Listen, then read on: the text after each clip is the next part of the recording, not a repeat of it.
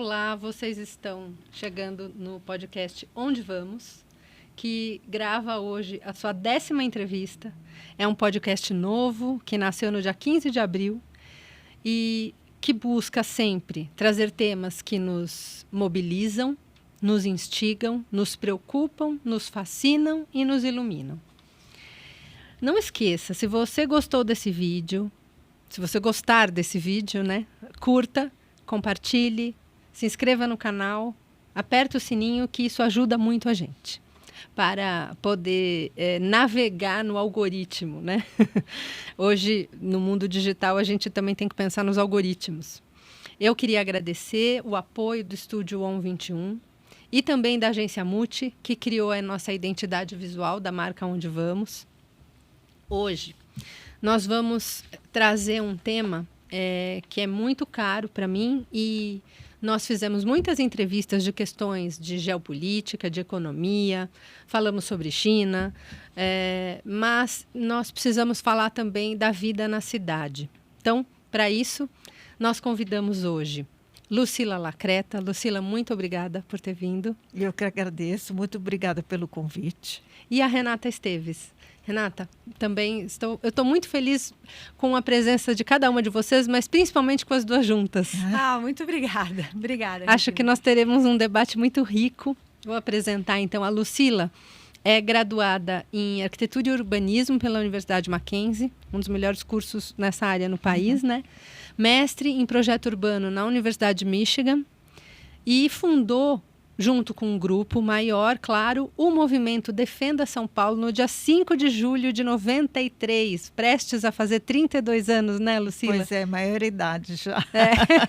Inclusive, o professor Cândido Malta Campos Filho estava entre esses fundadores, né? Exatamente. E a Renata, ela começa a se engajar mais nessas questões da defesa da cidade em 2010, né, Renata? Ela é graduada em Direito pela Faculdade do Largo São Francisco, mas também é bióloga, formada pelo Instituto de Biociência, os dois da USP, aqui de São Paulo. É advogada também do Movimento Defenda São Paulo, conselheira municipal de política urbana, né, da CMPU, representante da sociedade civil na Câmara Técnica de Legislação Urbanística, CTLU. Bom, como nós vamos falar de São Paulo hoje, que é a cidade onde eu nasci, eu sou paulistana. São Paulo é uma cidade de economia riquíssima, no que proporciona de trabalho e gera de lucro a alguns setores.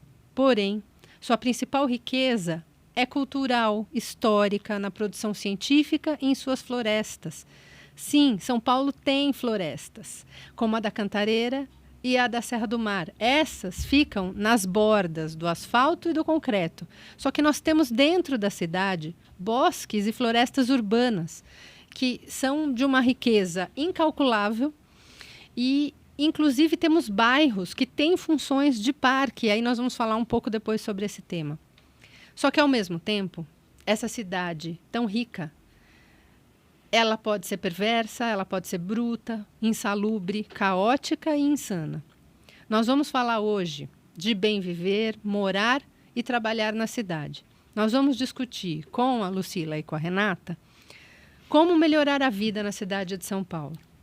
E vamos, para isso, trazer alguns casos que apontam para problemas que estão acontecendo nesse momento, são problemas muito graves, e vamos tentar apontar caminhos e soluções, né? Então, sempre fazemos essa provocação. E aí eu vou começar fazendo essa pergunta para a Renata. Onde vamos chegar autorizando o corte de mais de 6.000 árvores no Instituto Butantan? Olha, Regina, eu espero que a gente não chegue a ver esse corte, né? Eu espero que a gente possa evoluir nesse trabalho que tem sido feito incessantemente pelos moradores, pelos vizinhos, pela comunidade do Butantã, contra isso, que é alguma coisa que segue na contramão de tudo que se tem hoje em dia sobre cidades sustentáveis, sobre medidas contra os efeitos das mudanças climáticas, não é? Então, enquanto a gente tem acordos internacionais que o Brasil subscreveu dentre eles até os Objetivos de Desenvolvimento Sustentável, né?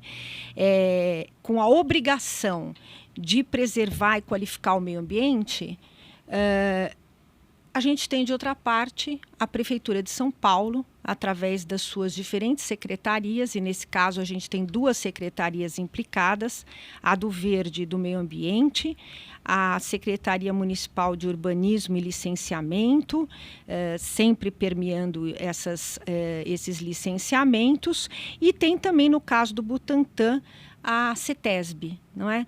Então, enquanto a gente tem essa necessidade mundial, esse pacto mundial para a proteção e qualificação do meio ambiente, a gente tem no Instituto Butantã essa permissão para cortar 6.600 árvores com um argumento muito sensível, que é a ampliação das atividades do Instituto Butantã, que são importantíssimas, né? Claro. Que é a produção de vacina. Mas é uma falácia, né, Renata? Todavia, certamente é uma falácia, porque ali não é um local tombado, é um local que é uma área que não é industrial, ela é uma área que está encravada no meio de uma área predominantemente residencial, não é? Então, que o Instituto Butantã deva ampliar suas atividades, sem dúvida, é importantíssimo, mas não ali. Eles têm, inclusive, não é? Uma área que seria perfeita para isso, que está às margens se não me engano, da rodovia Castelo Branco, não é isso? Eles têm uma fazenda, né? Onde se supõe seria possível que eles instalassem essa indústria, não é? De uma maneira possível e bem produtiva, e com possibilidade de ampliar, se precisassem, né? E ótima para fazer a distribuição depois das vacinas, né? Porque você já está ali. Inclusive, é um dos centros de logística mais importantes próximo da cidade de São Paulo, né? Se eu não me engano, Casas Bahia tá com seu centro de distribuição por ali, Mercado Livre tem centro de distribuição nessa região, né? Que é aquele miolo, Campinas, Jundiaí, Sorocaba, Itu, né? Que aí você tem sistema Castelo Raposo e sistema Anhanguera Bandeirantes, né? São importantíssimos para a distribuição logística, né? Exato, para a circulação de caminhões, tem ali também um perigo biológico, né, um risco biológico, claro, envolvido, porque a produção de vacinas e a manipulação desses materiais sempre implica num risco biológico. Mas o fato é que, quando a gente tem uma cidade que pretende, ou uma administração pública, melhor dizendo, que pretende dar condições para um desenvolvimento industrial à custa de um desmatamento, para além de outras questões como soterramento de nascentes, de cursos d'água, de impermeabilização do solo, para ampliar uma área de indústria numa área que não é industrial, não é? E que eles, inclusive, estão fazendo esforços para que vire industrial, o que é mais absurdo ainda. Zoneamento, é isso? Eles estão querendo, inclusive, através da Câmara Técnica de Legislação Urbanística e através de um plano de intervenção urbanística, um PIU, eles estão tentando encontrar caminhos para qualificar o zoneamento do Butantã para comportar essa indústria. Quando em qualquer cidade séria, moderna e que pretende ser sustentável, se tentaria o contrário.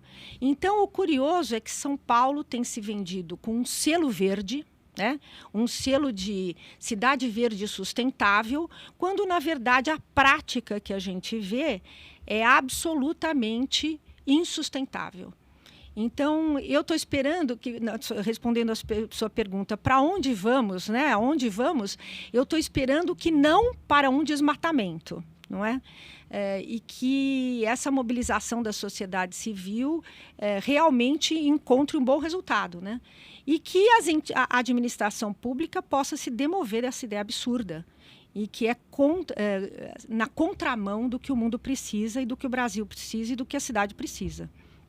Vai caminhando justamente para essa cidade perversa, bruta, que não é a que uma pessoa gostaria de viver, né? Não é uma cidade para as pessoas, porque na medida em que você tira 6.600 árvores, você tira indivíduos que exercem uma atividade única, né? Que é a captura, por exemplo, de carbono. Então, você tira essa capacidade, você tira a permeabilidade, quer dizer, todos os diversos elementos que confluem para a vida humana, né? Para a vida das pessoas e da fauna urbana, enfim, vão sendo retirados para dar lugar para uma atividade produtiva, importante, mas no lugar errado. Então, no meu entender, isso não é desenvolvimento. Isso é uma atividade importante num lugar errado, mas não é desenvolvimento da cidade. É retrocesso, né? É um absoluto retrocesso. O desenvolvimento da cidade é quando a cidade toma providências para atender cada vez mais o bem-estar do cidadão. É para isso que é feita a cidade, né? Isso está lá na nossa Constituição. Agora, quando o poder público age na contramão disso, contra isso, e para produzir uma cidade cada vez mais insalubre, a gente chega logo à conclusão que isso não é uma cidade para as pessoas, é uma cidade para qualquer outra coisa, mas que não para o bem-estar e para a saúde das pessoas. Ao invés de estar se pensando num projeto, fazendo um planejamento justamente para gerar crédito de carbono do Instituto do Butantan, reverter essa verba para mais investimentos em desenvolvimento científico, para a questão ambiental daquele espaço e, sim, para a construção dessa indústria, para ampliar a produção de vacinas num local adequado. Não, é a lógica do pensamento curto, né? E você sabe que nesse ponto, Regina, uma coisa que me causa assim, muita perplexidade é como é que o Instituto Butantan, um órgão de excelência internacional, né, e como é que a Fundação Butantan, que atualmente é quem tomou ali conta do Instituto Butantan, como é que essas entidades permitem, concordam e pleiteiam esse tipo de coisa, porque esse corte de árvores foi pleiteado por conta do plano diretor de desenvolvimento industrial do Instituto Butantan. Foi pedido pela Fundação Butantan, não é? Então, como é que a Fundação Butantan, um órgão que tem não só o direito, mas a obrigação de servir à saúde das pessoas, concorda em, por um lado, fazer vacinas para salvar pessoas e, por outro, tirar as árvores com o que se matam as pessoas, a fauna, a flora e tudo mais. Então, é um mecanismo, eu acho que quase que incompreensível no melhor sentido da proteção da vida humana, né? Sabe que eu queria, inclusive, aproveitar esse ponto que você levanta para sugerir ao nosso espectador e a nossa espectadora que assistam uma entrevista que está no canal com a Helena Ludgens, que é presidente do Instituto de Pesquisa Científica, o IPQC, e o Fábio Sanches, que é da Rede Nosso Parque, porque a Helena comenta justamente esse desmonte das áreas científicas do Estado de São Paulo, que também aí é um projeto nefasto, que vem acontecendo dentro do Estado. Começou ali um pouco antes de 2019, mas esse processo se amplia muito dali para frente, né, que é a partir do governo Dória, e depois os governantes seguintes não caminham no sentido oposto. Então, assistam essa entrevista, Helena Ludgens e Fábio Sanches, que está no nosso canal, que eu acho que também vai ser muito interessante. Queria perguntar agora para a Lucila, nesses 30, né, você está nessa 40 luta, anos já. 40 anos, e de tudo que você também estudou sobre urbanismo, projeto urbano, né, na Universidade de Michigan. Quando a gente olha outro fato muito recente que aconteceu agora, nessa segunda-feira, vocês vão assistir essa entrevista semana que vem, então vai ter feito uma semana, onde vamos chegar liberando a construção, porque é construção, aí depois a gente entra nesse mérito, né? Aí eles ficam nessas filigranas, de uma churrascaria dentro de baias de cavalo, no Parque da Água Branca, que é um espaço, um bem público, tombado, é um patrimônio cultural e ambiental do Estado e da cidade de São Paulo. Onde vamos, Lúcia? Olha, estamos indo por um mau caminho e precisamos rapidamente reverter esse processo nefasto que não vai dar em lugar nenhum, a não ser o desastre, né, da região. O planejamento urbano, ele tem várias camadas. Então, eles têm a camada macro, onde você coloca as grandes infraestruturas de uma cidade, depois você vai para uma região, depois você vai para o bairro e depois você planeja o quarteirão. Nesse caso, é um parque. E os parques são absolutamente necessários dentro das cidades, de qualquer cidade, porque justamente são as áreas mais amenas e que o cidadão vai usufruir de algum tempo de lazer, crianças vão brincar, enfim. Porque cidade não é só concreto, não é só construção e nem via pública. Cidade também são as áreas amenas e, principalmente, as áreas de cuidado e as áreas de lazer. Nesse caso do Parque da Água Branca, que é um parque muito antigo e ele tem uma referência diferente de outros parques de área verde de lazer, porque ele é um parque mais do tratamento da questão agrícola, onde os animais estão ali e onde eram feitos leilões, enfim, tinha como se fosse uma grande fazenda no meio da cidade. E cada lugar ali foi criado digamos, com uma função específica. E tudo aquilo, todo esse conjunto, ele se sustenta, porque justamente ele tem uma função específica que não é a da construção civil. Bom, nós estamos falando da Fazenda Churrascada, que é uma churrascaria dentro das baias dos cavalos, que são construções específicas bastante antigas, que serviam de residência, digamos assim, para os cavalos e virou uma grande churrascaria. A questão é, esse empreendimento é adequado nesse parque? Óbvio que não é. Porque o impacto da população que vai lá, o impacto da confecção do churrasco, entra e sai de funcionários, de comida e de uma série de coisas, tem impacto absolutamente negativo dentro do conceito do Parque da Água Branca, que é um conceito mais... é que São Paulo virou tão grande, mas é um conceito mais rural, dentro de uma cidade que virou gigantesca. Então, é completamente inadequado, absolutamente inadequado que esse uso tome conta de um parque desse tipo e, o que é pior, tenha anuência do poder público, que deveria zelar, e dos concessionários, que isso é uma novidade dentro da cidade de São Paulo, que os parques públicos estão sendo delegados a particulares, empresas particulares, para fazer o seu gerenciamento.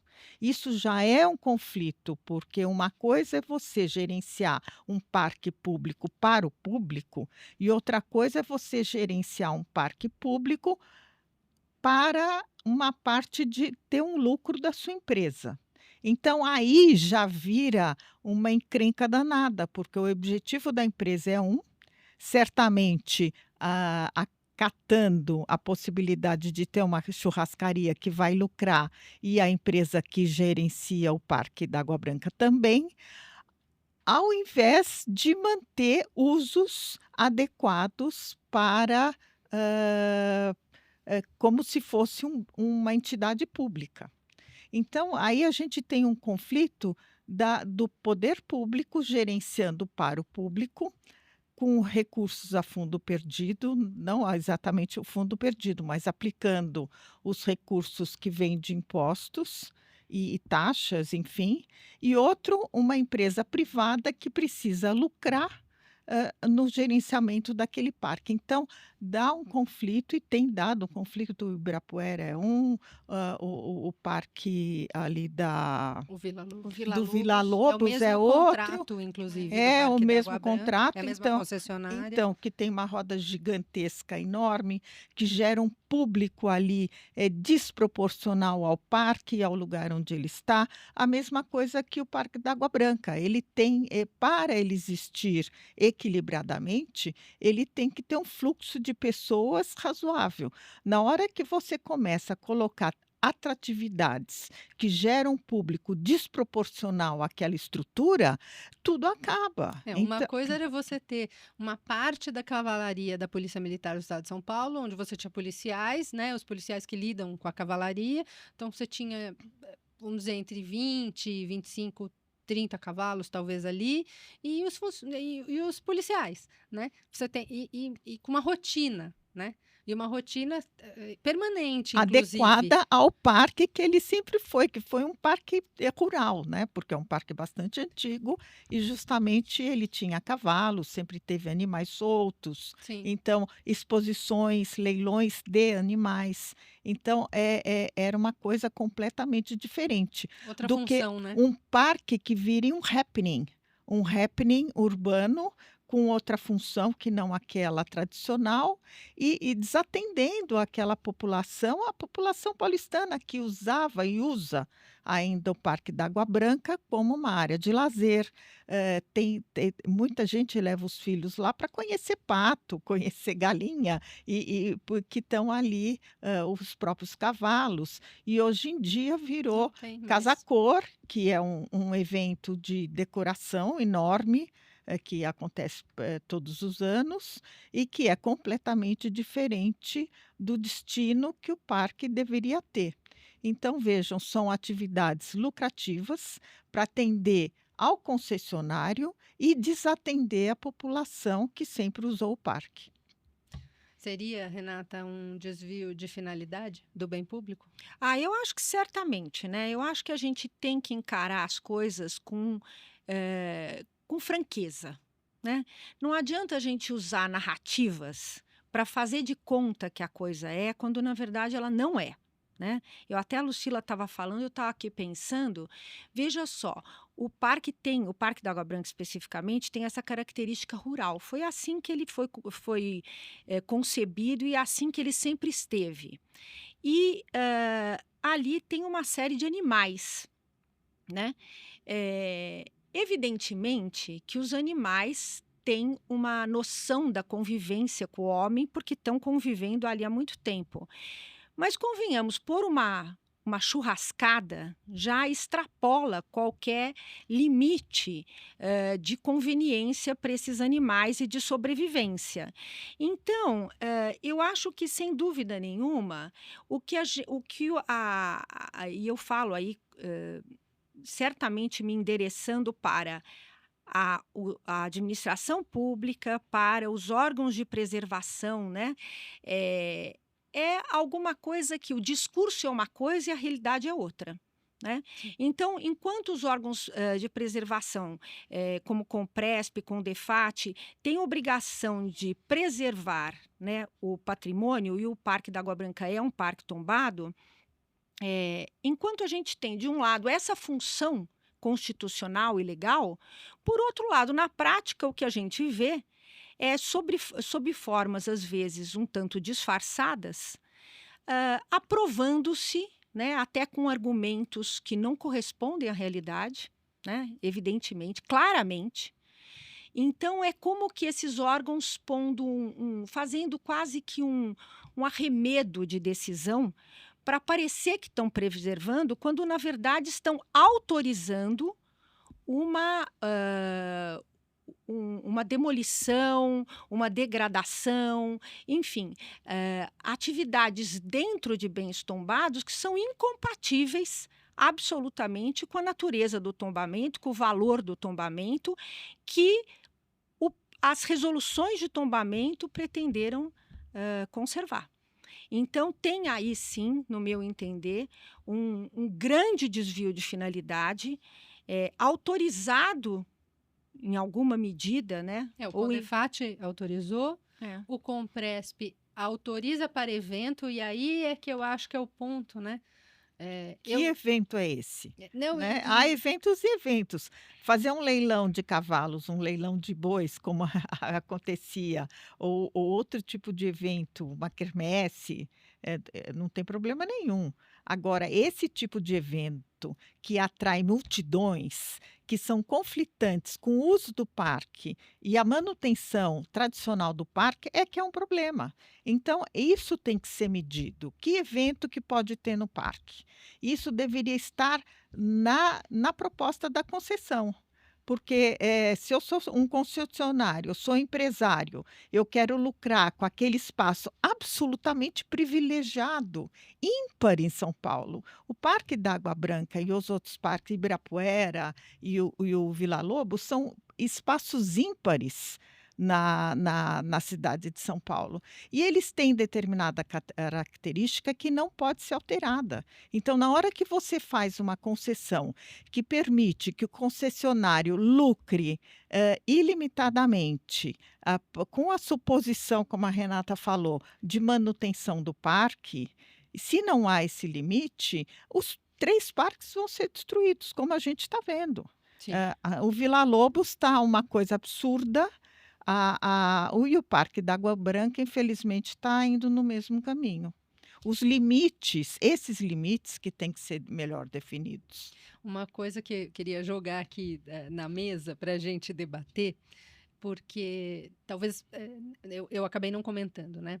Eu sou conselheira do Parque da Água Branca, então por isso eu tenho trazido esses temas aqui, porque a gente sabe que, inclusive, eles são úteis também para os demais parques, tanto os tombados históricos quanto os demais concessionados. Né? A gente tem Horto Florestal, Parque da Cantareira, Jardim Botânico, que está tendo eventos com luz à noite. Exatamente. E a gente praticamente todos. Onde entra a concessão, entra esse tipo de lógica financeira. Exatamente. Uma coisa, né? Exatamente, atender a população através de áreas de lazer de parques estabelecidos.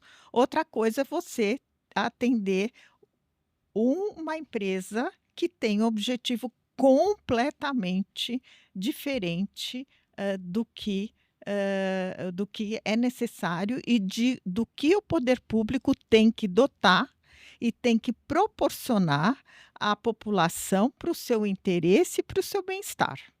Então, isso tem que ser completamente alterado, porque nós estamos num caminho de dizimar esses parques. Não são mais parques, mas são locais de happenings. Shopping diários. A céu aberto. Exato. Então, Mas isso não há é limite. absolutamente favorecido pelos contratos de concessão, né? Exato. Os contratos de concessão é que abrem a porta para esse tipo de exploração que não é no interesse público, é no interesse particular. Inclusive, eu ia perguntar isso para as duas, mas especialmente como a Lucila estudou em Michigan.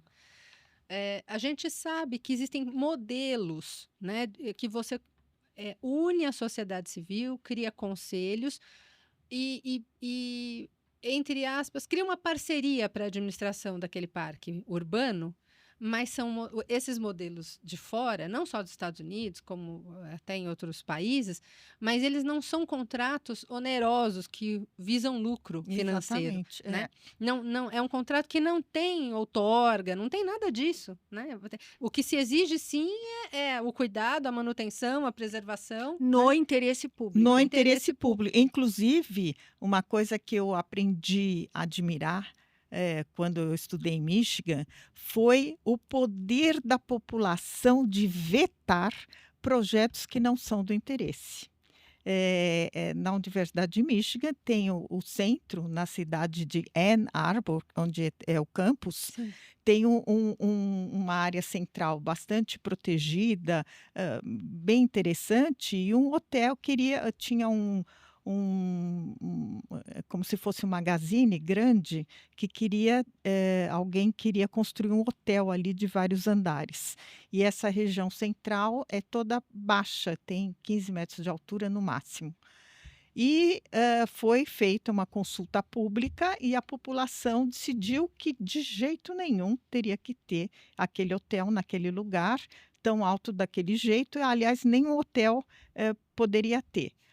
Eu estudei lá de 81 a 83, nós estamos em 2025. Esse hotel e nenhuma outra edificação foi construída naquele lugar.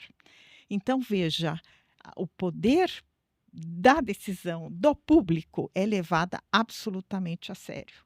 E aqui não. Fazem audiências públicas, nós somos chamados para audiências públicas quase todo dia. Para constar só, né? Para constar, É. e ninguém, e o poder público não acata, não acata. Isso quando ele vai, né? Quando ele vai, ele nem vai. É. E a questão nem ouve, as autoridades nem ouvem. Vai lá um assessor, faz uma audiência pública, consta aquilo, faz uma ata, guarda a ata em qualquer lugar na gaveta e fazem o que querem.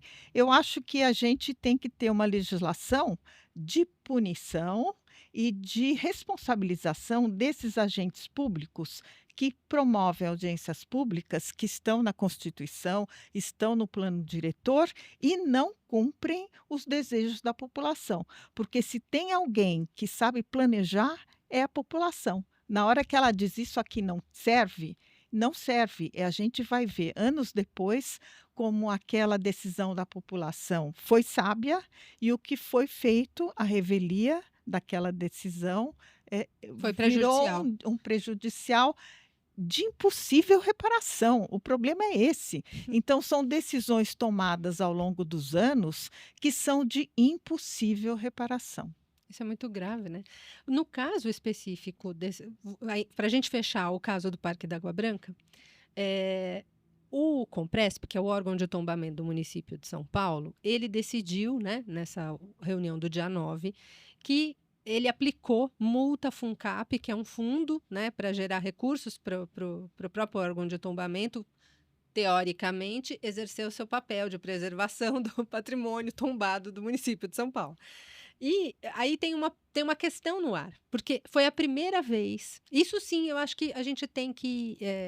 foi uma vitória da sociedade civil. Pela primeira vez, né, foi aplicada a multa FUNCAP para um parque público tombado histórico na cidade de São Paulo. Só que aí a grande questão que fica segundo a definição da lei da multa FUNCAP, ela pode variar de 10% a 300% do valor venal do imóvel.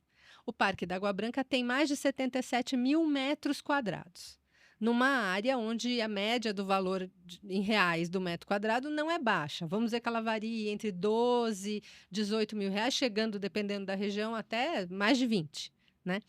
Então, como é que eles vão calcular, né? Você tem uma multa para um stand da Casa Cor, que ela vendeu esse patrocínio para a Peugeot. Então, eles vão calcular isso em cima da área do stand, ou eles vão calcular em cima da toda a área que a Casa Cor está utilizando, ou é em cima dos 77 mil metros quadrados do parque? Idem para a multa FUNCAP para a churrascaria. Vai ser calculado em cima da metragem do edifício 15 da Baia, ou vai ser calculado em cima dos 77 mil metros quadrados do parque? O que vocês acham? Olha, Regina, eu acho que essa é a pergunta de $1 milhão, sabe? E eu acho que a depender da resposta que o Compresp der para essa pergunta, a gente vai poder avaliar se isso é só um faz de conta ou se isso é para valer. Se ele está querendo cumprir a sua função e mudando de curso, porque até agora não tem feito, até agora não, em últimos anos não tem feito isso, né? O Compresp era um órgão de preservação municipal seríssimo, formado por técnicos qualificadíssimos e que ao longo dos anos foi sofrendo exatamente o que aconteceu no CONDEFAT, que é o órgão estadual de preservação, que também tinha gente competentíssima, técnicos qualificadíssimos na preservação do patrimônio, que acabou foram conselhos que foram transformados ao longo do tempo em conselhos políticos. Então, hoje ainda tem técnicos muito respeitáveis lá no conselho, mas que são superados pelos membros políticos que ali estão.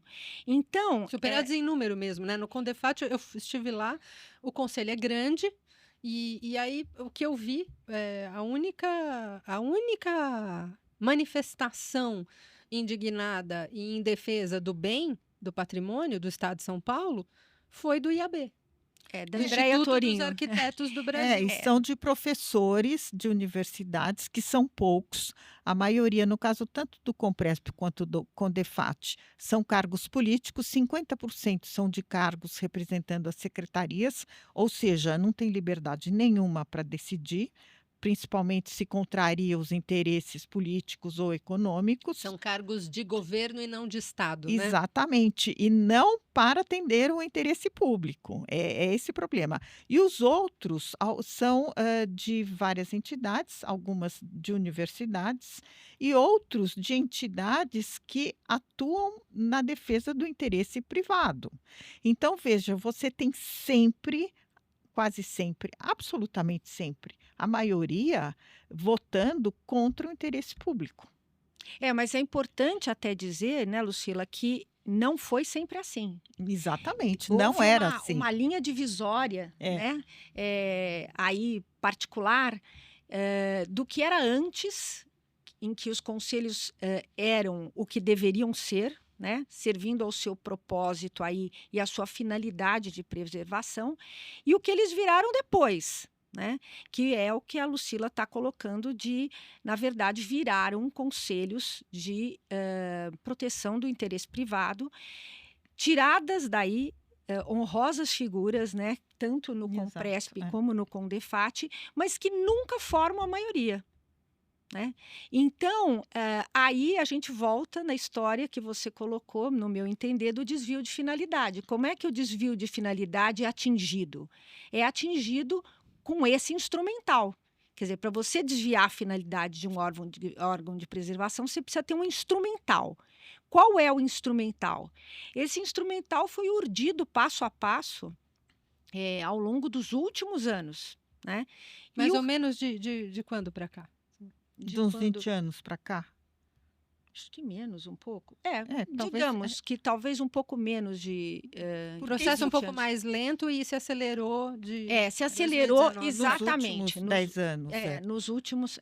desde 2000, digamos, dos anos 2000 para cá, 25 anos, bastante tempo. Que foi indo, até que... É que foi pouco a pouco, não foi de uma vez só. Né? Tá. E aí a gente chega nessa situação em que, voltando para a questão da multa aí, essas multas ultimamente fixadas, não. Ainda nem tem valor, né? Não, porque não elas, sabemos. Então, e eu acho que aí, sabe, eu tenho duas perplexidades.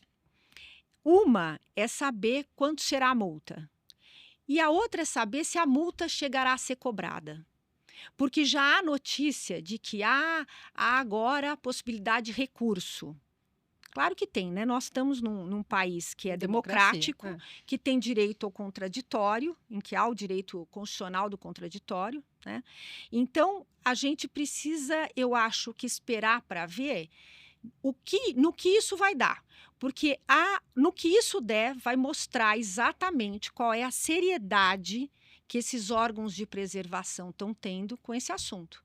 Se isso é só um faz de conta, porque a gente não pode esquecer que o Parque da Água Branca, nos últimos pouco tempo, né, foi alvo de muitas matérias na imprensa, é alvo de ação judicial, é alvo de representações no Ministério Público. Então, ele virou um foco de atenção, a luz se pôs sobre o Parque da Água Branca. Né? Então, eu gostaria, sinceramente, de saber se isso que fizeram agora, fizeram para valer, não é? Ou se fizeram para disfarçar, né, uma situação que seria ideal, mas para disfarçar uma conduta que não quer chegar ao que deveria, né? Que é simplesmente fazer de conta que está tomando providências. Voltando ao começo da sua instigação, digamos assim, como valorizar, né, que valor dá a uma local de churrascada que infringiu o parque, qual seria a multa que infringiu o destino, a tradição desse parque. vamos pensar um pouco. Esse terreno, essa churrascada, esse empreendimento está dentro de uma área absolutamente ímpar na cidade. Uma área ambientalmente qualificadíssima, que tem história, não só história, mas tem um valor afetivo para a população que frequenta o parque, ou mesmo que não frequenta, mas que conhece e sabe que existe o parque, quanto isso vale. Então, isso eu acho que é um grande exercício. Outra coisa, qual é o valor dos imóveis nos arredores e qual o valor de terreno e do metro quadrado de construção? Ali tem pouco metro quadrado de construção, mas quanto vale aquela área verde livre que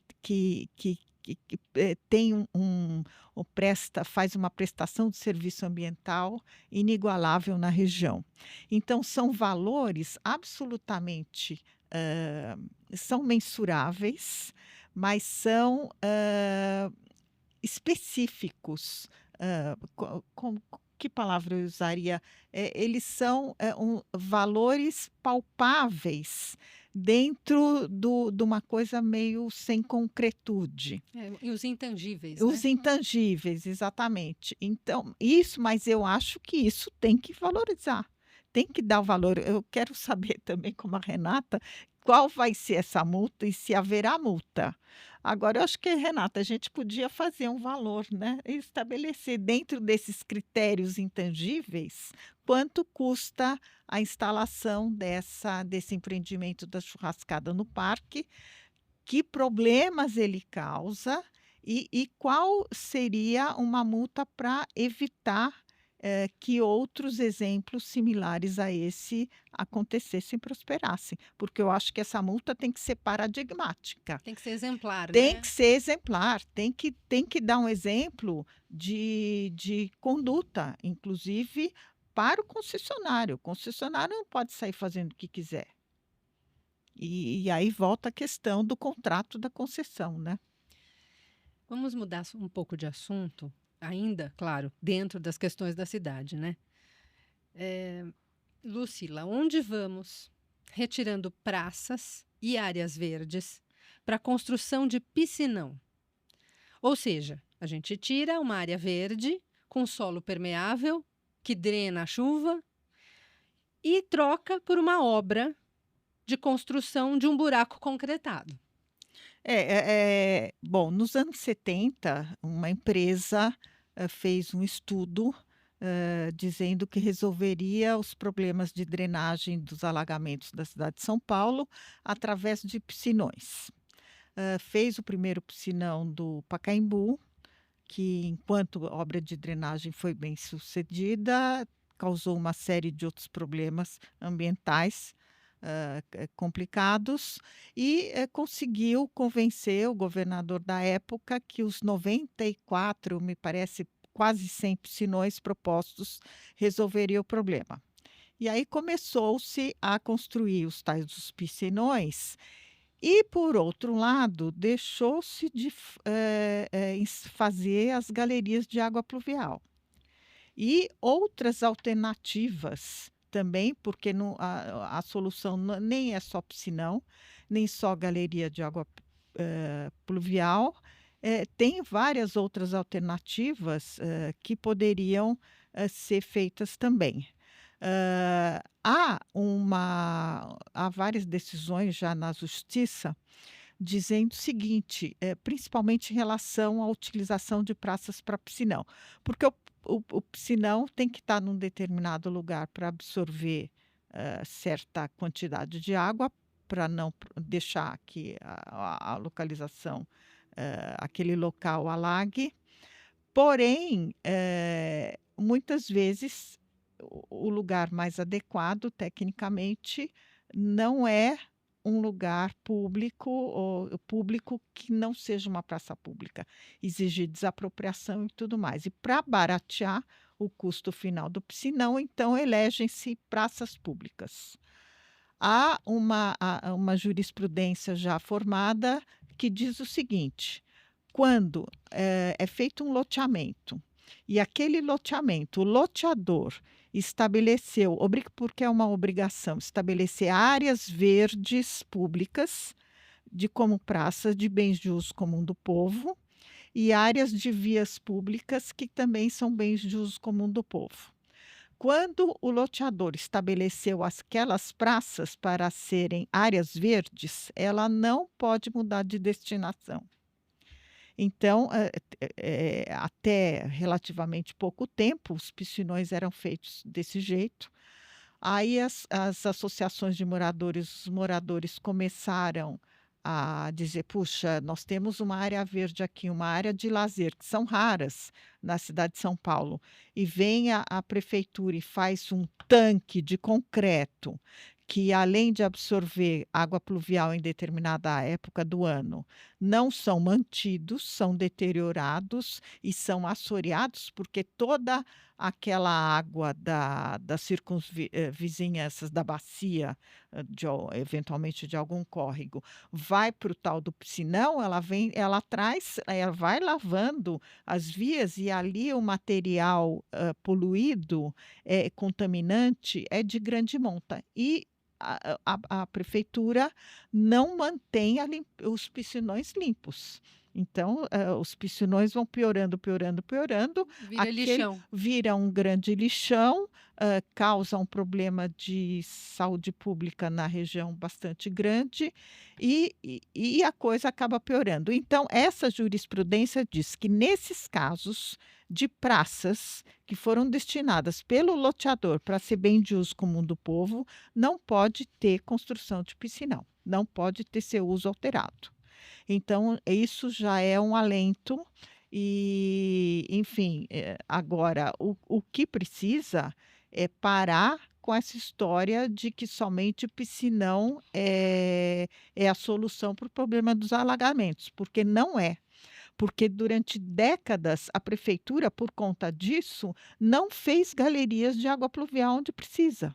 Então, veja, inclusive, como eu estava falando com você, na região da Doutor Arnaldo, que é o espigão, a parte mais alta do espigão da Avenida Paulista, em direção a Pinheiros, tem várias áreas que não têm galeria de água pluvial. Vários bairros, Cerqueira César, por exemplo, não tem galeria de água pluvial. A água vai pela superfície das ruas.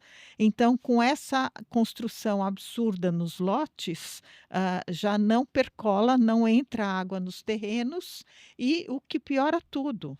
Então, essa questão do olhar dos alagamentos e da gestão das águas de chuva, de galerias de água pluvial, agora de soluções baseadas na natureza, uma solução mais harmônica com o meio ambiente, ele tem que ser repensado e parar com essa história de fazer piscinão. Antes da gente passar para a próxima pergunta, eu queria pedir para quem está nos assistindo, se você está gostando, não se esqueça, curta, compartilhe, aperte o sininho para você ser avisado das próximas entrevistas. Vamos entrar agora, acho que também em uma das questões mais importantes com relação não só à cidade de São Paulo, mas todas as grandes cidades, né? Nós estamos completando 10 anos do plano diretor da cidade de São Paulo. Teoricamente, ele tinha como objetivo transformar e dirigir o crescimento da cidade.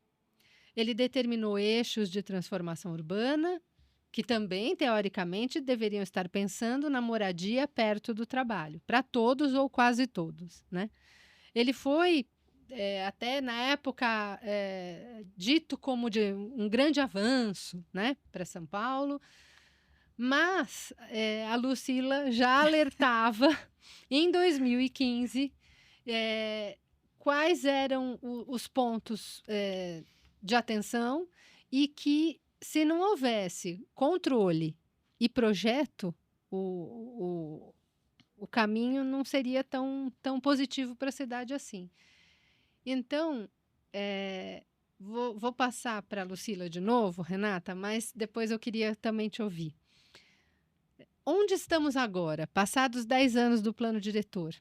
Eu vou fazer um retrospecto porque a discussão o plano diretor é de 2014, ele começou mais ou menos a discussão em 2012, por aí. E nós, com essa proposta, porque a proposta, depois a Renata fala do objetivo da proposta, era o discurso da época, era o seguinte: vamos criar áreas bastante densas em volta das estações de metrô, onde tem transporte coletivo, e ao longo das vias segregadas de ônibus. Vamos criar, então, áreas muito verticalizadas para que as pessoas da periferia possam vir morar nessas habitações, nesses apartamentos, perto do transporte, para ficar mais perto do seu trabalho.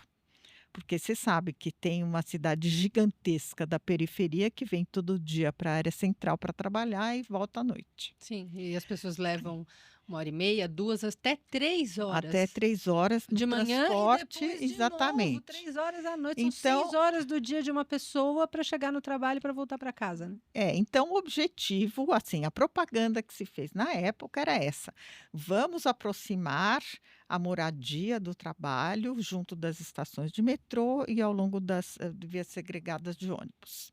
E nós, do Movimento Defenda São Paulo, alguns professores das universidades, vários estudiosos e profissionais diziam: escuta, onde estão os planos de capacidade de suporte da infraestrutura instalada e necessária para aguentar tanta verticalização e tanta concentração de pessoas nessas áreas específicas? E, desculpa, Lucília, interromper. Tem um outro detalhe também que eu acho impressionante.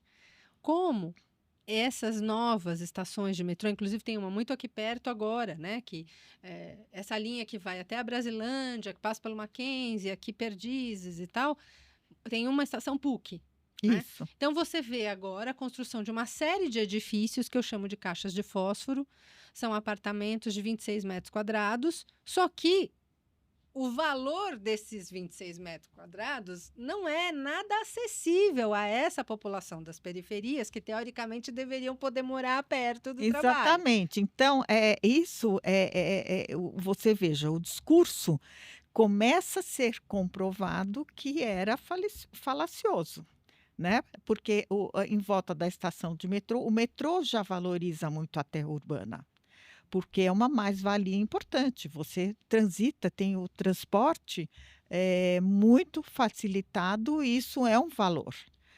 Então, por outro lado, o discurso seria: olha, vamos concentrar nessas áreas e no meio dos bairros, nos remansos, como chamam os empresários, nos remansos, nós vamos então manter o prédio com 25 metros de altura, mais baixo, mas e só vamos adensar em volta do metrô e nas tais das vias. Bom, e nossa pergunta é: planejamento se faz com escala, não é? Então, em volta da estação do metrô e nas adjacências, porque isso tem um impacto, onde está a infraestrutura de água, de esgoto, de escoamento de água pluvial, de serviços, escolas para criança, escola para ensino médio, posto de saúde?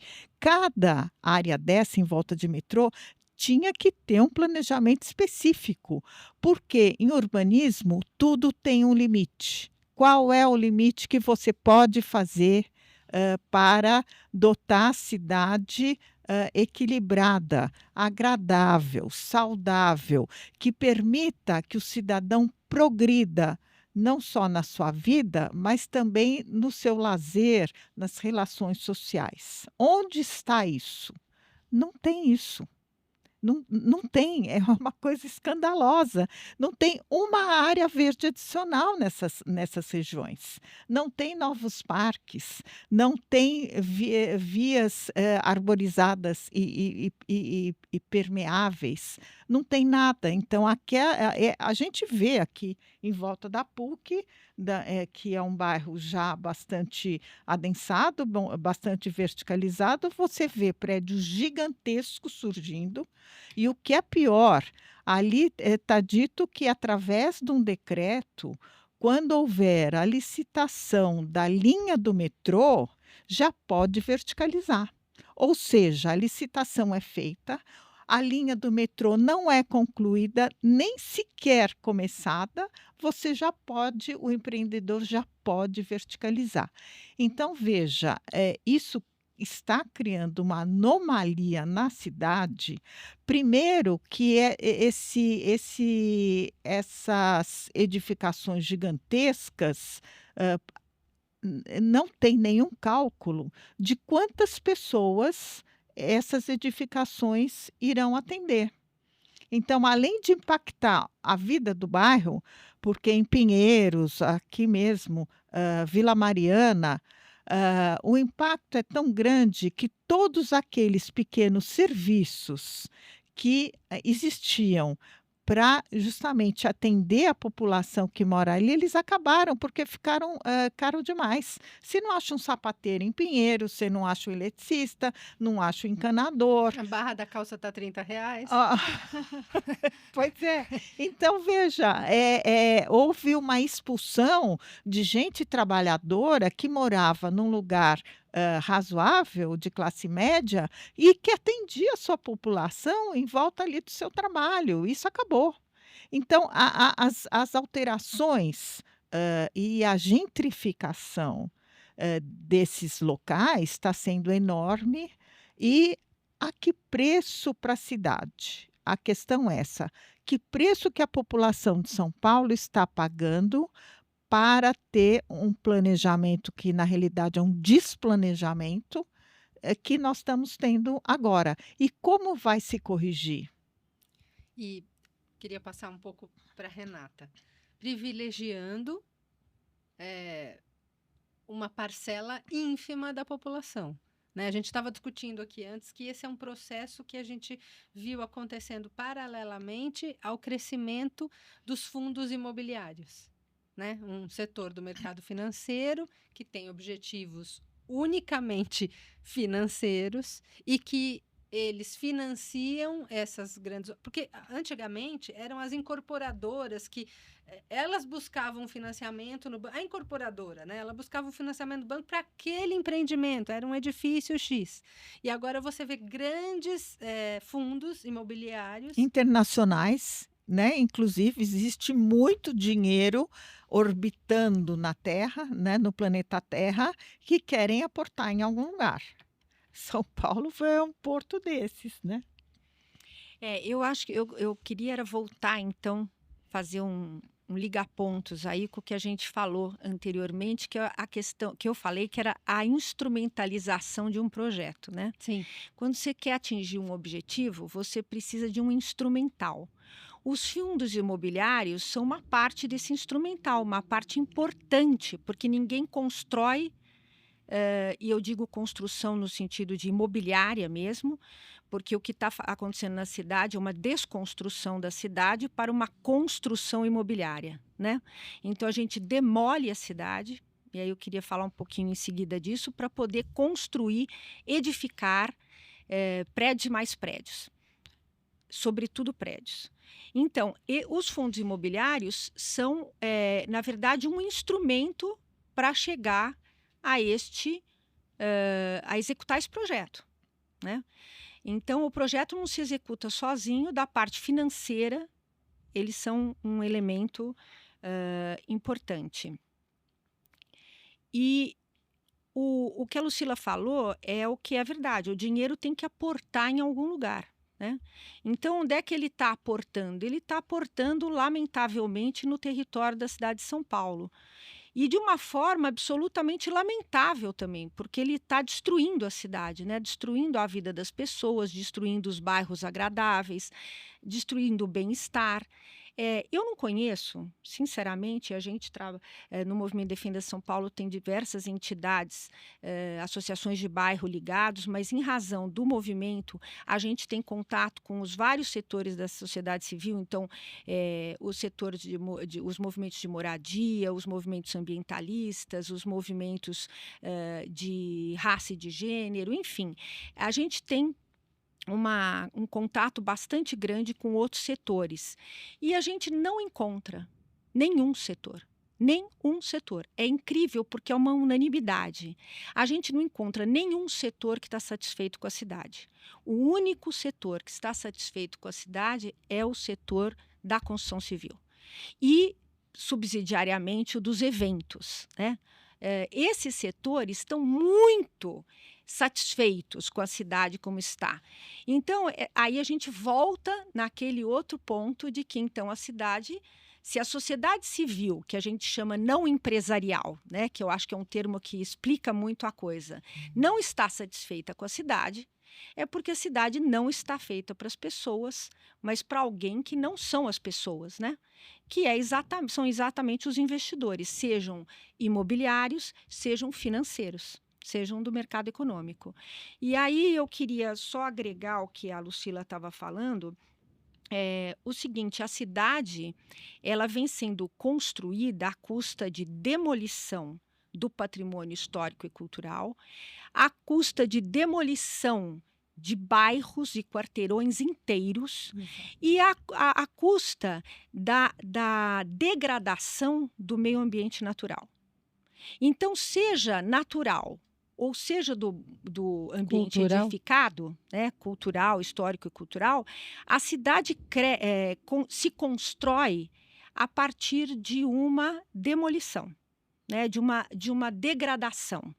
Então, veja, em que pese o plano diretor ter princípios que tratam da preservação do meio ambiente e do patrimônio histórico e cultural, o licenciamento de obras que vem sendo feito persistentemente pelas secretarias da prefeitura, eles desconsideram completamente esses princípios.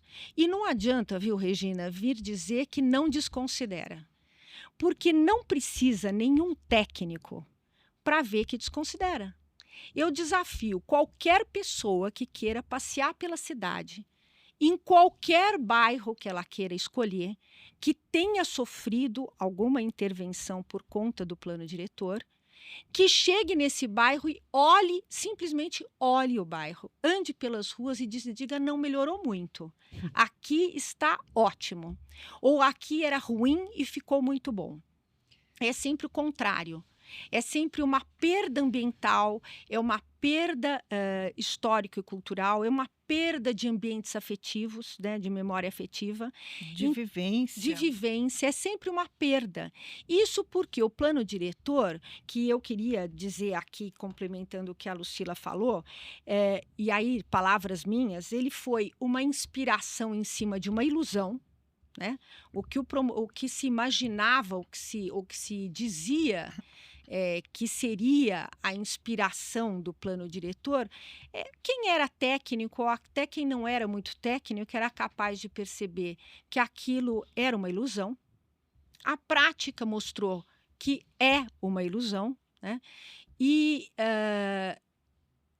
por fim, ao fim e ao cabo, o que ele fez foi passar uma régua única, em territórios particulares, desconsiderando o que tem ali no chão efetivo da cidade, né? No que acontece concretamente na cidade, no que existe concretamente ali edificado e alcançado por aquela população local, para construir uma coisa que não tem nenhuma identidade com nada, que provoca uma gentrificação, como a Lucila já disse, né? Vamos explicar, né? Talvez nem todo mundo tenha familiaridade com esse termo da gentrificação, né? Mas queria que vocês... Até é interessante, porque você pode... A gentrificação, sob o ponto de vista da arquitetura e do urbanismo, e sob o ponto de vista do direito ao uso da cidade, né? Gentrificação é quando você tira os moradores ou os habitantes locais que têm uma determinada faixa de renda, uma determinada característica, para substituí-los por outro numa escala social e econômica maior. Então, você tira Você vai o expulsando, eletricista, né, as pessoas você tira dessa o moradia. encanador, você tira a pessoa que vai fazer um conserto na sua casa, a costureira. Esse pessoal não consegue ficar mais no bairro porque ele é muito caro. E porque vem a avalanche das construtoras e dos imobiliários e dos terrenistas, né? Que surgiu uma profissão nova, terrenista, querendo comprar o seu imóvel a qualquer preço, qualquer preço não, até um preço melhor, mas Quem é o querendo. terrenista? Terrenista é aquele que forma os terrenos para os empreendimentos imobiliários. Então, tem uma pessoa, pode ser um corretor de imóveis, que vai chegando, vai batendo na porta de todo mundo e dizendo: Olha, eu quero comprar seu imóvel, seu imóvel vale R$ 500.000, mas eu te pago 800. E aí vai juntando aqueles lotes menores, forma um lote grande que viabiliza o empreendimento e chega lá para o construtor e fala: Ó, eu tenho terreno de 1.000, 2.000, 3.000 metros aqui e dá para fazer um empreendimento aqui. É uma pessoa que viabiliza o Os espaços para empreendimento. construção. Exatamente. E a questão é que chegou-se ao cúmulo, complementando o que a Renata disse, não só.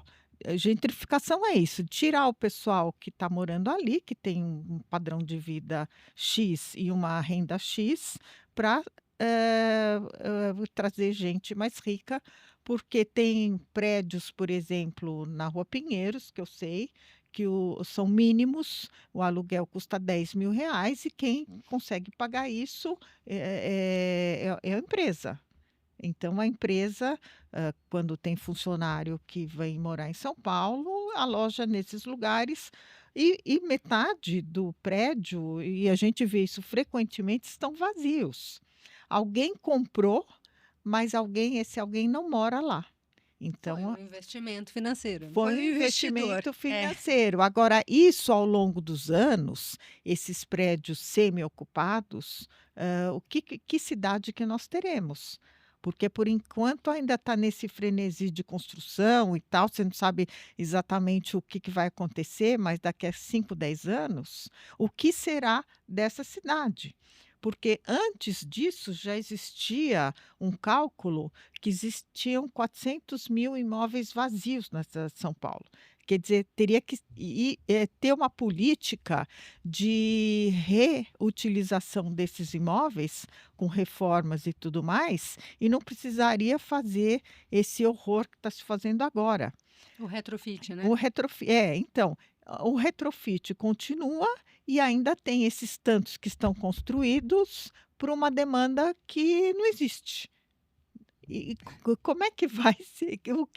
Como vai resolver esse problema?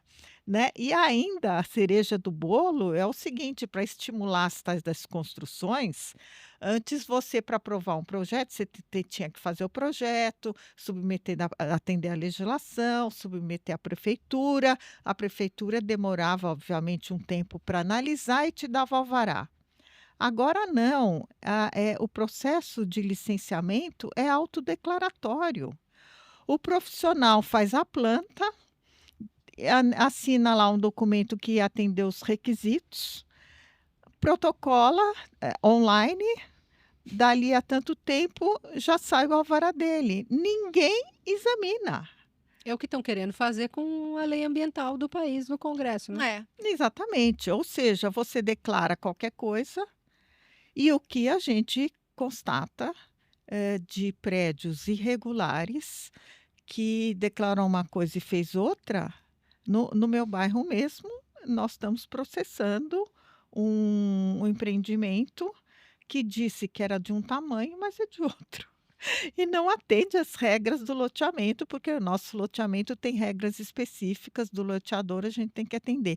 Então, veja, a que ponto chegamos? É um descalabro absoluto, absoluto. E não é papel. Aí, de novo, a gente está tendo uma inversão, né, completa de valores, de funções. Não é papel da sociedade civil fazer esse tipo de fiscalização, né? Mas acontece que acaba sendo tão nefasto que a gente tem que ficar de olho para você conseguir vistas de um processo que você sabe que vai ter um projeto no seu bairro e você ter vistas para ver se ele está adequadamente, se cumpriu a lei. É uma dificuldade absurda. A transparência, deixou de existir. Então você tem que contratar um advogado, o advogado tem que ficar em cima, muitas vezes tem que entrar na justiça para fazer um mandado de segurança para conseguir vista de um processo. Veja só a que ponto chegamos. Para o que seus direitos, para preservar minimamente seus direitos. Então, virou uma coisa, maluca. Eu não sei, a gente sabe onde isso vai dar. Não vai dar no melhor lugar, não vai dar numa cidade sustentável e a deterioração social, criminal, é patente. Então, as crianças, não vão ter, não vai, as praças, como você bem falou, estão virando piscinão, né? Então, aquela área de lazer saudável, com árvores, deixa de existir porque árvore grande, essa que troca o oxigênio com o ar, acontece nas árvores maiores, já não existe, porque você tem uma laje ali e você vai ter um jardinzinho em cima da laje que é o piscinão. Lucila, você sabe que tem, e aí para Renata também, tem uma outra questão que eu fico assustada. Eu achava os edifícios feios, mas eu não tinha me dado conta disso, até que uma amiga nossa, né, a Maria Laura Fogaça Zei, falou: repara, não tem mais recuo. Exatamente, Né? Então, os edifícios sempre tiveram minimamente um jardim na frente. Exatamente. Você Isso era tem um obrigado, recuo né? e você olha para a rua, você tinha a caixa da rua, ela era afastada. Tem os prédios com certo recuo, então você vê aquela uniformidade de fachadas. Aí eles inventaram para facilitar, digamos assim, para criar uma ruas que você possa andar e ter as lojas perto da sua casa, então permitiram que essas edificações gigantescas, como se não bastasse a altura, se aproximassem do alinhamento do terreno, estreitando a caixa da rua, né? Ficando mais fechado em termos de ambiente, e ali no térreo colocar comércio. Só que essas lojas são feitas completamente de forma aleatória e não tem tanto comércio que vá se instalar ali, mesmo porque ficou caro demais. Quer dizer, o eletricista não vai para lá, a costureira não vai para lá, a pequena boutique não vai para lá, enfim. Não é mais a garagem de uma casa pequena. Né? Não é nada. O tintureiro, enfim, os serviços urbanos não estão se instalando ali porque ficou muito caro. Então, você tem térreos com áreas que você vê que são para loja, sem loja. A maioria está fechada, né? E a maioria está Com fechada. placa de aluga-se. Pois é. Então, veja, é uma anomalia. A teoria não deu certo de jeito nenhum. Isso precisa parar. Então, eu ia perguntar justamente isso a vocês. Onde vamos nos próximos 5 anos? Se a gente já constatou esses problemas todos, não é possível fazer uma revisão? O plano diretor é para 16 anos, não é isso? Isso, 2029 tem uma revisão. Mas 2029 é muito longe, né? Pois é. Daqui a 4 Frente anos. aos problemas todos. Exatamente. É um problema sério.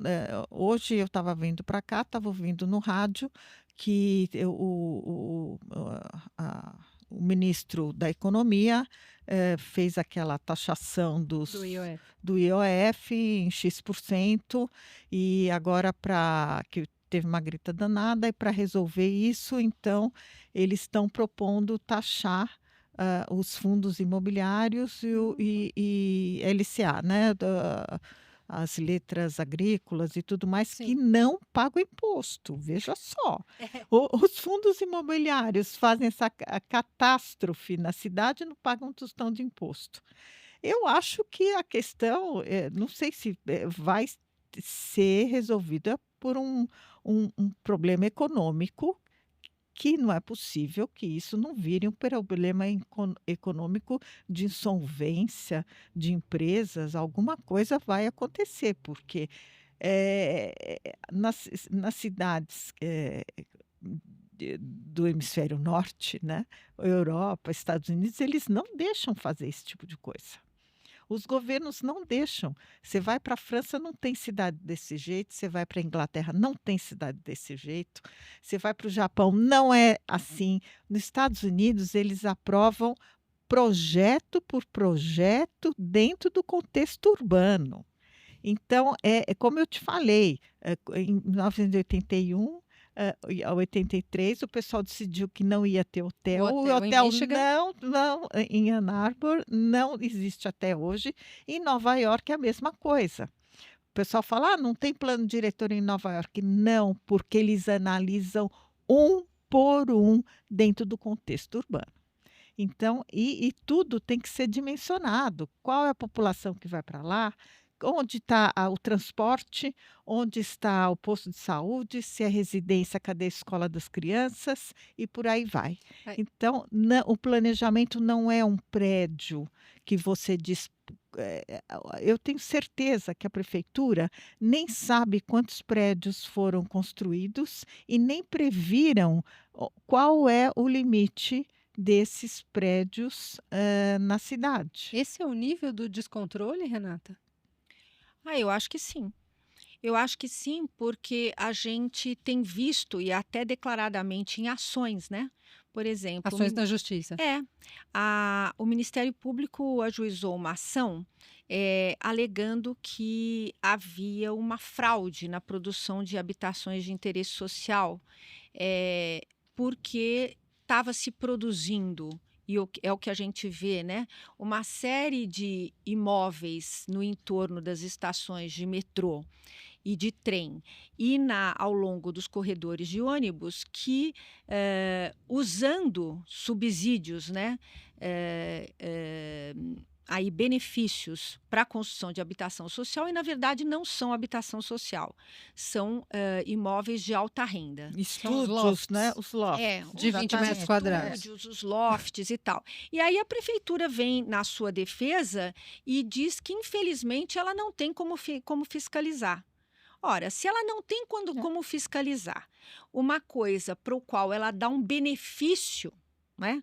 Financeiro para ser construído, imagine para quem ela não dá. Então, ela não tem condições de oferecer um benefício que ela não pode fiscalizar. Mas ela diz que não tem culpa, que ela não tinha mecanismos para fazer isso.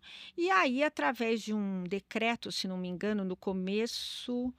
Não sei se do começo desse ano, mas um decreto recente, a prefeitura resolveu estabelecer mecanismos para o controle. Ora, se o plano é de 2014...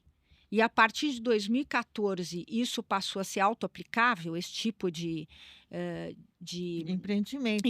Né? Então, deixa passar 10 anos sem ter controle. Então, e só aconteceu, e eu desafio quem diga o contrário, viu?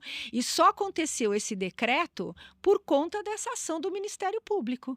Porque senão, você veja, durante 10 anos, eles disseram que não tiveram condição de fiscalizar, e agora já são milhares de unidades produzidas desse jeito, para quem não dá benefício. E isso porque, veja, quando a prefeitura dá um benefício, ela dá um benefício à custa do erário. Sim, ela está deixando de arrecadar. Exatamente. Para ter dinheiro para investir em educação, em escola. E seja lá o que for, mas para investir no interesse público. Sim. Então, se ela está dando um benefício e, portanto, se privando o interesse público, ou o patrimônio público, ou o erário, né, de ter uma arrecadação para alguém fazer alguma coisa, e nesse caso era para o mercado imobiliário construir habitação de interesse social, para o quê? Para atender as pessoas de baixa e de pouca renda, né? Se, nestas circunstâncias, ela não sabe nem de quanto dinheiro ela abriu mão, porque ela não tem controle nenhum. Imagine quando ela não abre mão, né? Então, a gente chega num descontrole absoluto. Aliado a isso, o fato do que a Lucila falou, que os licenciamentos, tanto os para construção como os para uso, porque a gente tem hoje dois grandes sistemas de licenciamento em São Paulo. O que é chamado de prova digital, que é o que licencia construções, e o que chama Empreenda Fácil, que é o que licencia usos, né? Os dois viraram autodeclaratórios. Então, o interessado preenche alguns formulários, dizendo sempre que ele se responsabiliza por aquilo que ele está declarando, né? Seja o que for, e a partir daqueles formulários, os órgãos de licenciamento licenciam. Tudo é feito assim, praticamente na cidade de São Paulo. Sem olhar nada, sem fiscalizar coisa nenhuma. Aí a prefeitura, numa ato contínuo a esse licenciamento autodeclaratório, ou concomitantemente com isso, a prefeitura não fiscaliza nada. Então, não tem autodeclaração, não tem fiscalização, não é? E qual é o resultado disso?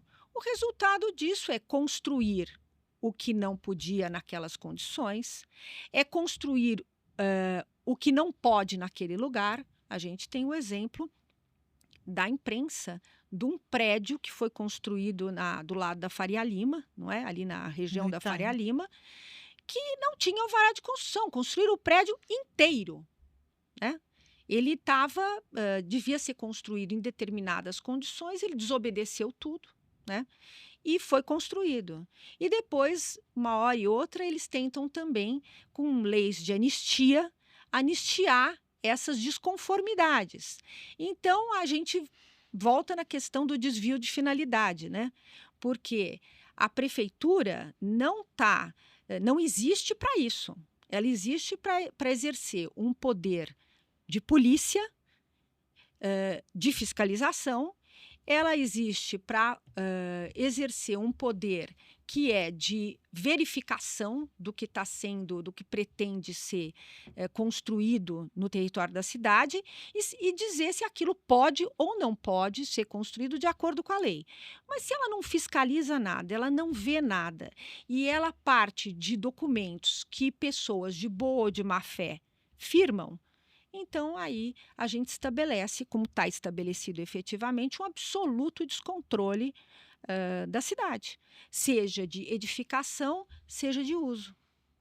Então, a situação é pior do que eu imaginava. Agora, quando você diz para onde vamos nos próximos 5 anos, eu vou te dizer que eu acho que a gente deve ir para um lugar melhor, não é?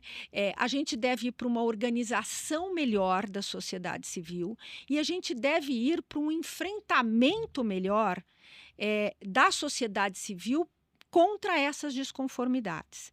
E aí eu acho que 2 coisas são muito importantes. A gente vem vindo aí num crescer de atuação e de qualificação da sociedade civil nos últimos, sobretudo, acho que 10 anos, né? Eu acho que isso tem que continuar. A sociedade civil tem que continuar se qualificando. Os setores todos da sociedade civil já não são como antes, não é, Lucila? Exatamente. Todos eles se profissionalizaram, se organizaram, se formalizaram, qualificaram. E eu acho que tem que continuar se formalizando por entidades que sejam capazes e tenham legitimidade para demandar nos mais diversos ambientes, seja no Ministério Público, onde não precisa legitimidade especial nenhuma, seja na Justiça, onde é necessário uma formalização especial para a legitimidade para propor ações, não é verdade? Eu acho que a sociedade civil tem que evoluir nesse sentido, continuar se qualificando, se formalizar cada vez mais e se preparar para esses enfrentamentos. E nesse caminho, também ter instrução suficiente para, nos próximos pleitos, né, nas próximas eleições, poder eleger representantes do legislativo, do executivo, que estejam interessados no interesse público. Porque enquanto a administração, enquanto os poderes se moverem por um interesse que não é o público, entendendo que os poderes constituídos no Brasil servem para servir o interesse público. Não é? Tanto que lá, logo no começo da Constituição, a Constituição diz: a gente está fazendo, edificando um Estado para o povo e pelo povo. É a Constituição Cidadã, né? Exatamente. De 88. E enquanto também a administração pública não entender que a gestão participativa, que a cidade deve ser resultado de uma gestão participativa e não de uma gestão impositiva dos poderes legislativo e executivo, eu acho que enquanto isso não acontecer, as cidades, e não é só a de São Paulo, não vão melhorar, só vão piorar. Mas eu acho que é uma tarefa da sociedade civil provocar e exigir, não é, essa alteração. Isso é muito difícil, especialmente até porque os conselhos que estão constituídos na cidade, dentre eles o Conselho Municipal de Política Urbana, estão feitos de uma maneira que o poder público e o interesse privado é sempre quem prevalece, e o poder público não com o interesse público. Enquanto isso não conseguir ser superado, a cidade não vai ser para o interesse público. E eu acho que a sociedade civil tem um papel fundamental nessa alteração, e isso tem que ser para ontem. Não tem como, então, a gente rediscutir o plano diretor antes de 2029? Não tem nenhum instrumento legal? Não, mas eu acho que informal, sim. Eu acho que a gente pode criar grupos, programas de rádio. Enfim, eu acho que tem que mobilizar a sociedade para divulgar esse descalabro, porque Sim. as pessoas Desconhecem, percebem a transformação da cidade. Todo mundo que eu conheço, seja do ambiente de urbanistas, mas as pessoas comuns se chocam com essa construção absurda, porque é incomum.